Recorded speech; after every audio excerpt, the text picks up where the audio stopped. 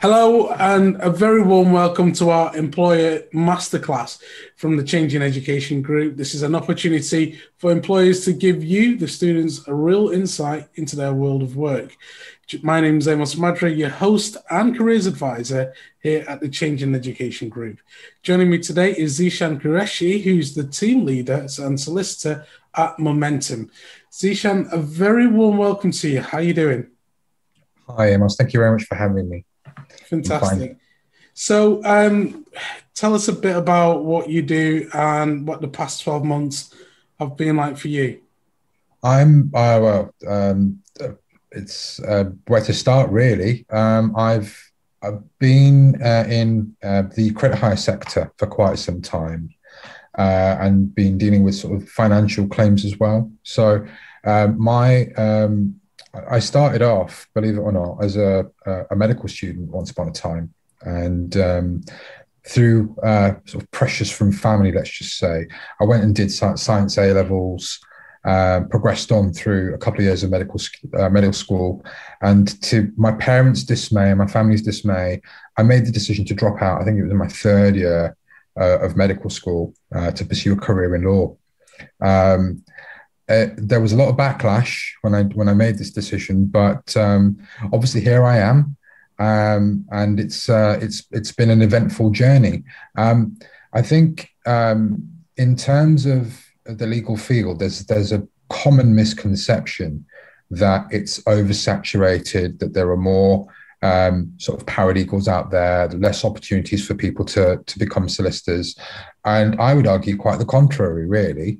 I think what the Law Society and the SRA are trying to do is open up routes for people who aspire to be solicitors and or barristers to make it easier for them to join the profession. So, such as the solicitor's qualifying exam. Now, with the SQE, previously, when I was training, it was a case of having to do your sort of bachelor's in law, then go on to do your legal practice course, and then do a period of recognized work called a training contract. Now, it's the training contract that was the goose that laid the golden eggs, let's just say, because it was really hard to find a firm that would give training contracts, simply because not every firm can offer a training contract, and generally in per area, they are few and far between. Now, with the solicitor's qualifying exam, they've changed the structure. So it's similar to what the LPC was. So you'll still do a period of academic training, but they now count for on-the-job training. So regardless of whether or not you're working for a firm that can offer a training contract or not, you can qualify as a solicitor just by doing sort of 2 years in a law firm, doing various areas of law. There's also legal apprenticeships, which is quite a new scheme as well. The apprenticeships are becoming more popular now, aren't they? They are indeed. Yeah. And I'm finding that a lot of the people that I speak to are seeing this as a novel change and something that is invited by many law firms. The previous firm that I worked for actually had 2 legal apprentices, both of which who I worked with, very, very bright people, and it gives more structure and on-the-job training, as opposed to sort of simply, here's a pile of books, go away, read those, come back and do exams, which, to be fair, I think having spent so long in the legal field, it makes a lot of difference, because most of the real work that I learned was on the job. Yes, the academics gives you a bit of a foundation, but the real learning that I did was whilst I was there in the field doing the work. And I don't think that there's much that can substitute that at all. So I think it's a step in the right direction. That's incredible. I'm really glad you raised that up, because that's something that's becoming so much more, it's highlighted much more now. I mean, you look at the options. It used to be traditionally with law anyway, that you would go to university and then you do your legal practice examinations at the end. But now people are opting for these apprenticeship routes. The people who started off maybe working in administration with a law firm who've decided that, hang on a minute, I've actually got what it takes. I could train whilst I'm still doing my job and then eventually become a lawyer. So it does work that way. And I'm really glad you raised those points today. Real important lesson for our audience. One thing I was really interested in hearing as well was that change of direction from medicine to law. Now, I can imagine you must have had some sleepless nights and, stomach churning and, you must have been going through all sorts thinking, am I doing the right thing? And then it seems you felt the fear and took the step. Mm. Tell us about that experience.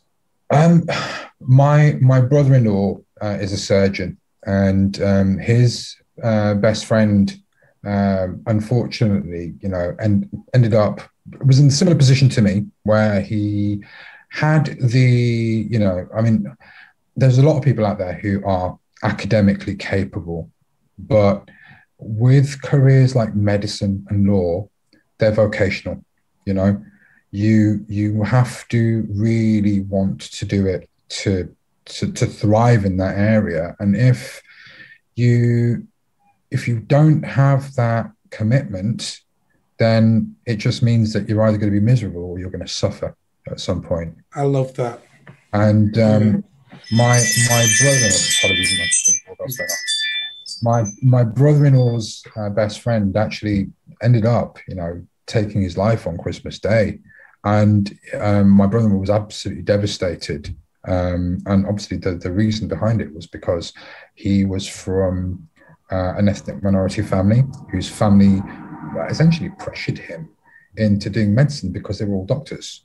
And it is quite common for that to happen, and it just made me think. I reflected on it and just thought, I don't want to be that person. I don't want to be in a position where I'm that unhappy that I, make a silly decision, make an irreversible decision, let's just say. And I made the decision to drop out of medical school. And I always had a passion for law, and enroll in law school. There's a bit of I touched on it before. There's a bit of a misconception that there's not enough legal jobs out there. It is a complete misconception that there is a shortage of jobs, because there are absolutely loads of opportunities. I think there are other areas that you could go into with a bachelor's of law, which, by outward perception, if somebody doesn't end up in the legal field, people kind of almost equate that to, they couldn't find a job in the legal field. But I have friends who are really successful and they've gone into recruitment from law. They've gone into marketing from law. It essentially, a legal qualification can open up doors in other areas, is the point that I'm making. And it's not always the case that that person couldn't find a job in law. It's because they didn't want to find a job in law. And anyone who doesn't work in the legal industry will have this misconception. So obviously, being a wide-eyed, teenager at the time, I was reliant upon, what people were saying.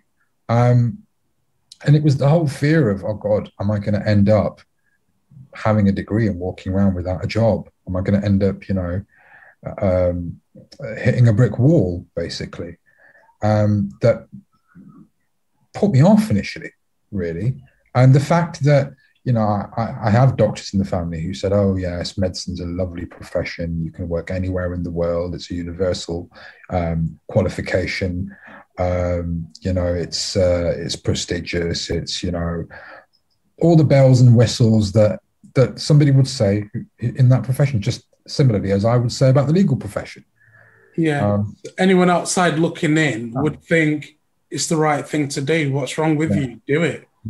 Yeah. But for yourself looking out, it just was alien to you. It just wasn't what you wanted, was it?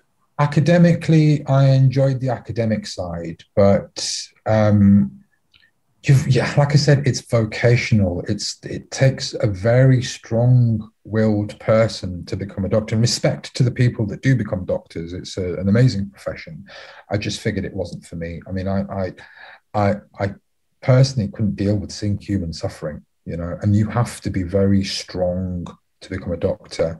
And I don't think I had the the requisite qualities, let's just say, to be a doctor.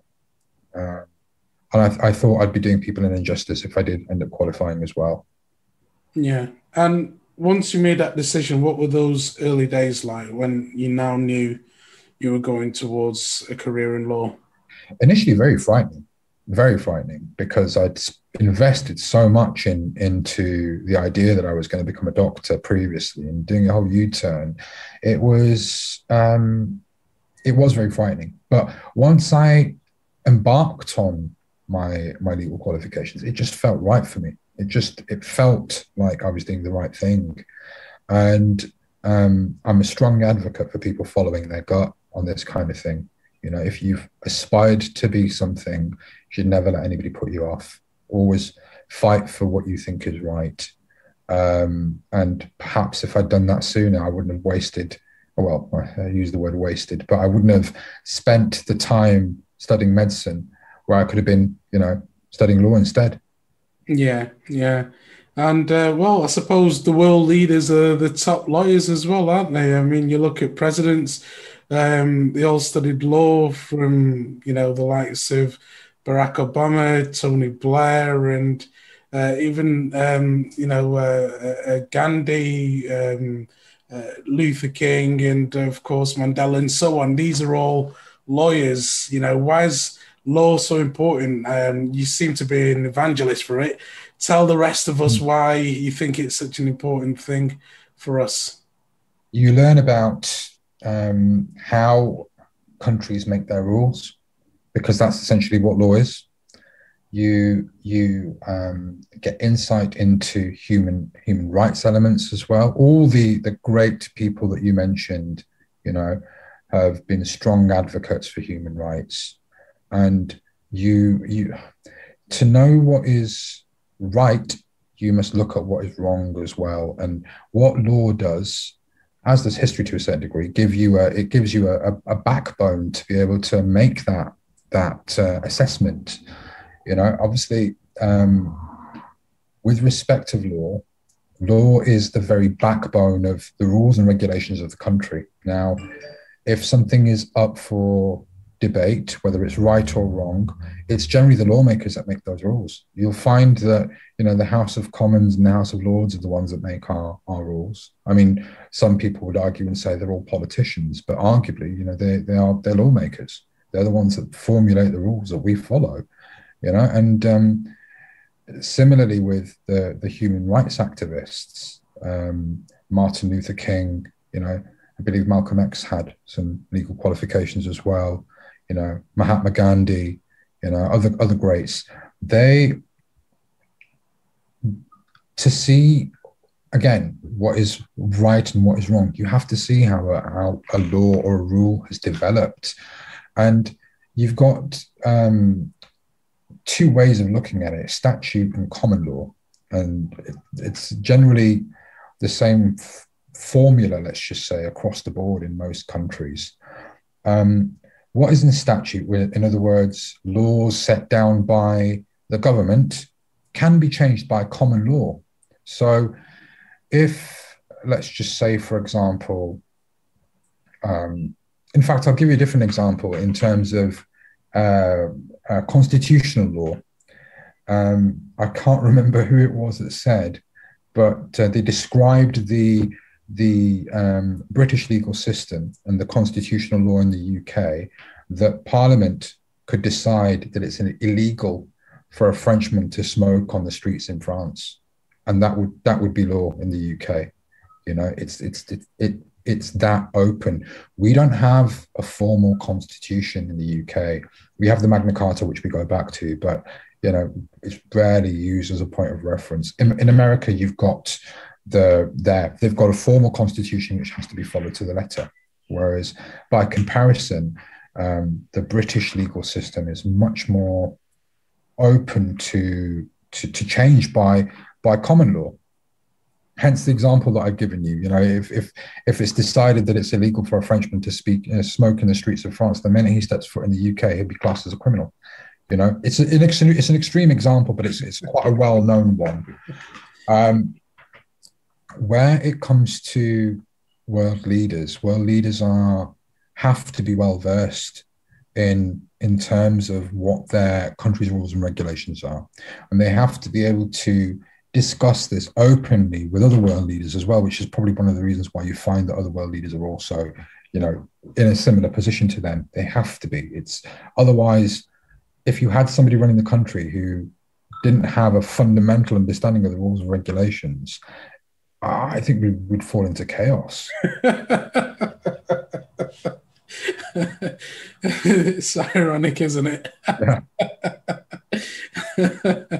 Yeah. Yeah, very ironic. I think there you can have another debate. So no, you can see definitely the importance of that, and it's good to understand the laws. Yes, yeah, definitely. I feel like I've opened up Pandora's box there, haven't I? I think it's too late. But looking back on your career again, you know, making that decision and, you know, doing what you do, your passion comes across. You can hear that you're enthusiastic about what you do. Tell us the things that you enjoy about what you do and the things that you don't enjoy so much. There's very little that I don't enjoy about my job. The fact that I can be on my feet thinking, you know, in terms of legal arguments, you know, it's thrilling, it's exhilarating, you know, winning cases, you know, it is very, very satisfying to have a win. Equally, you know, when you have a loss, you learn from that loss as well. You make sure you don't make the same mistakes twice. And it is a giant learning curve. Obviously, there's always going to be the admin side of things in any role that don't think anybody likes really. But it's what I class as a necessary evil. It has to be done. Drafting can be quite fun. I know I sound really boring saying that, but drafting good documents and preparing well for a case can be make or break for a case and your client. You know, having a set of rules and regulations to follow, knowing that you are always acting in your client's best interest, that you're benefiting somebody, you know, and the results that you get, you might think something is really, like, you might have got an insignificant settlement for a client to you, but it makes a world of difference to them. And you only find out when you get that email afterwards saying, you've really changed my life.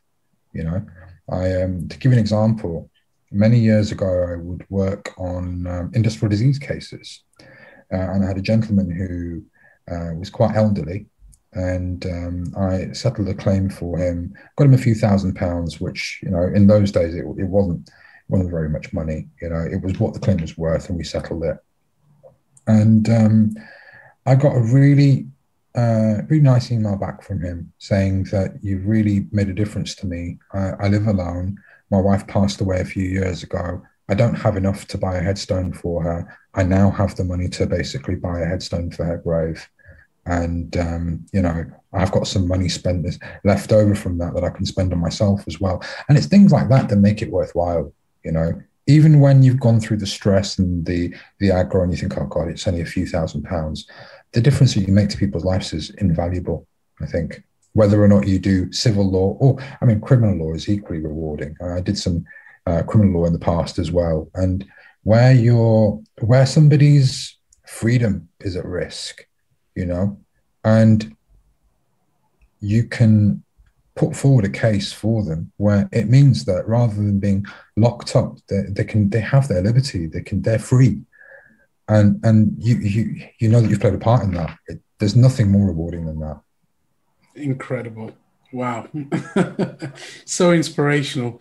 Just hearing that, you know, it's like you said, to give that person that liberation, and whether it's through a headstone for a grave or just the freedom to be able to walk about, you're changing people's lives, you're having an impact on people's lives.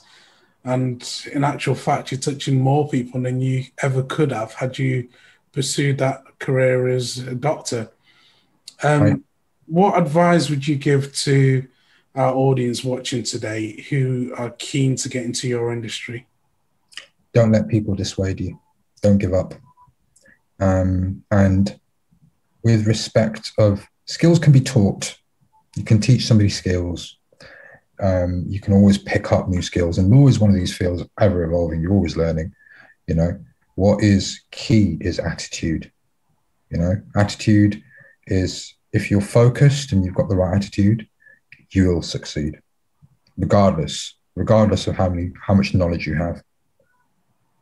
Yeah, that's some important wise words there. Attitude, and as long as you're willing to give it everything, you will succeed. Thank you so much for taking the time to sit down with us and to share your experiences and your wisdom. Our audience here will be greatly influenced by what you've had to say today, and something for them to reflect on. So I just want to say a huge thank you from all the team here at the Changing Education Group, and from myself, thank you very much. Thank you. Thank you for having me.